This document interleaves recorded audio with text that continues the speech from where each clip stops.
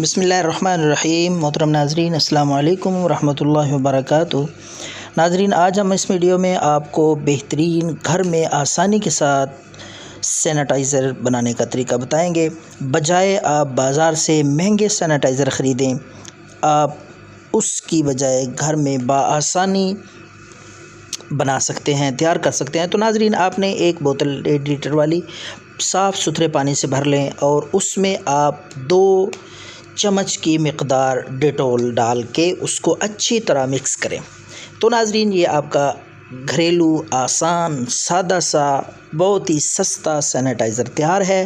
उसको अच्छी तरह डेटॉल को पानी में मिक्स करके उसके ऊपर शावर लगा लें।